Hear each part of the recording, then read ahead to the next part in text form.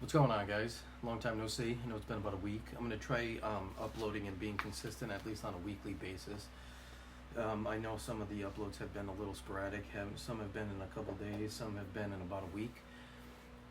Just been rearranging a lot of the house, trying to get this office set up.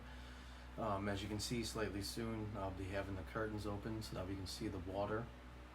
But by the title of this video, I'm hoping that this kind of touches a topic that a lot of people may be scared to mention, but also can resonate with and feel. And I want to be able to talk about something that doesn't get named very often. And I'm not here to teach anyone or preach about anything or try to fix anyone. I'm just kind of sharing what it feels like when you actually do of the inner work. A lot of the things that people are afraid to articulate or talk about, they're just scared of being vulnerable.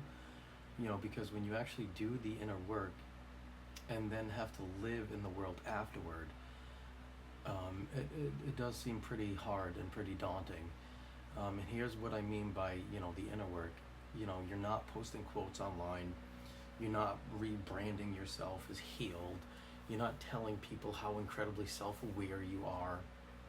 I truly mean like the quiet stuff. Like sitting in your car after a hard conversation, not blaming the other person, but replaying your own tone and asking what part of this is mine. Like walking alone somewhere quiet, like I do a lot, especially with my dog in the woods. And this is what brought on this conversation.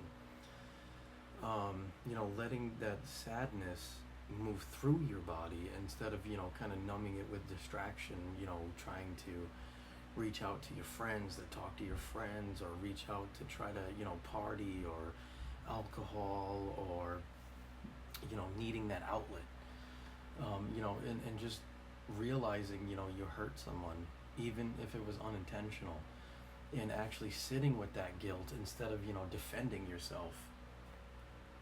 That kind of work. That's the kind of work that I'm talking about. And so when you do that long enough, something changes. You start noticing patterns everywhere. And I know one famous person talks about patterns a lot, and his name is Tony Robinson. And I won't go off on that. But for example, breakups. I've watched a lot of people, including myself, go through breakups and immediately turn it into a personality shift. They'll tell themselves, I'll never open up like that again. I know my worth. I'm done being vulnerable. And I do understand where that comes from. But what I often see isn't actually growth behind that. It's, the fear that's dressed up as empowerment. And instead of asking, yourself or themselves, what did I learn about myself in that relationship? They ask themselves, how do I make sure I never feel this again?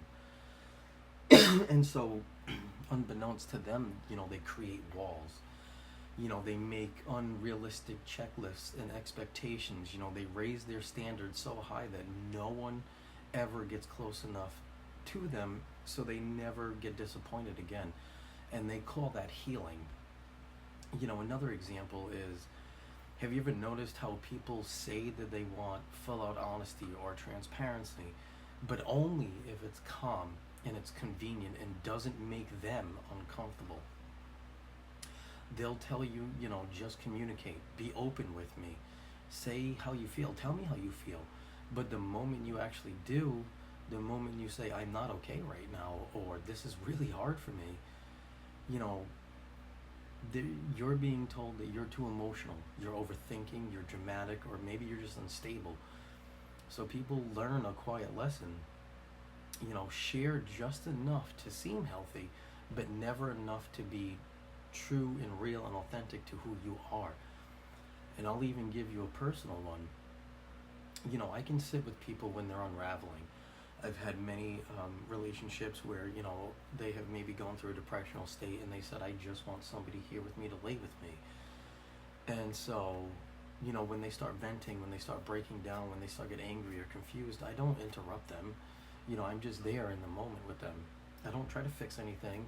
I don't tell them to try to calm down or reframe it. I mean, there have been times I have done that.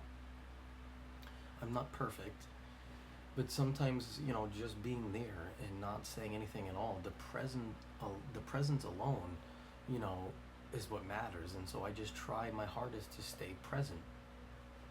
And a lot of the times, most of the people, you know, they feel that sense of relief from that, from not being judged, from not being rushed to hurry up and trying to find a conclusion on what's going on or what's wrong. But then when it's my turn, when I need that same space, it's totally different.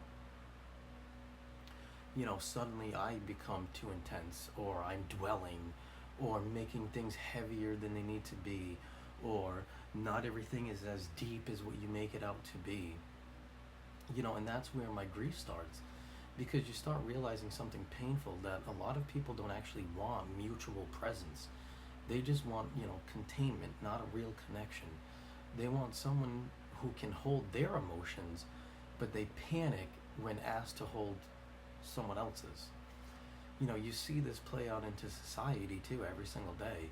Everyone talks about growth. Everyone talks about healing. Everyone has a platform nowadays, Facebook, TikTok, YouTube, Instagram. Everyone has a platform, but very few people can actually sit in silence with that discomfort. We've turned inner work into content. Pain becomes branding. Trauma becomes a talking point, and growth becomes a performance. And when you've done that work quietly without applause, like I have done numerous times in my lifetime, that noise starts to hurt. Not because that, you feel like you're better than everyone. No, it's because, you feel what's being lost. And this is where, my ache continuously lives. And it's not rage, it's not despair. It's that moment when you think, what would the world feel like if people actually integrated what they learned, if they actually applied what they learned in those hard times of life? What if they actually started applying it to real life itself?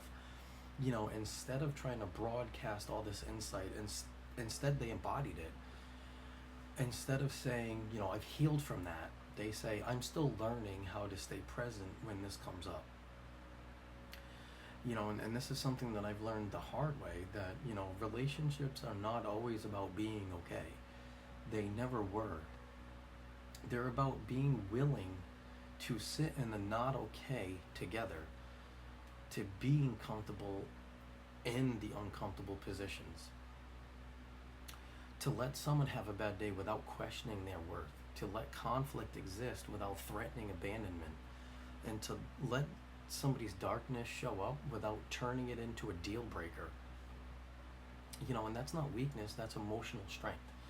The grief comes from knowing that this is possible and watching people choose protection over presence. Again and again, it's like a revolving circle. It's a revolving pattern in society and in people's lives. And, if you feel that ache too, like I want you to hear it clearly, that you're not broken for feeling the way that you feel, and you're not naive, and you're not too much. You're just someone who didn't outsource their healing to an audience. And I don't think we're here to change everyone. I think we're here to live differently. This is how you learn how to coexist. Quietly, consistently, and imperfectively. You create small spaces where honesty is safe. Where vulnerability isn't meant with punishment. Where presence matters more than how someone else performs. And that's how meaning starts to spread. Not loudly, not virally, but just deeply, on a deeply personal human level. And if parts of this resonated with you, I'm kind of glad that you're here. And, I want you to know that you're not alone in that ache. And you don't need to prove your growth for it to be real.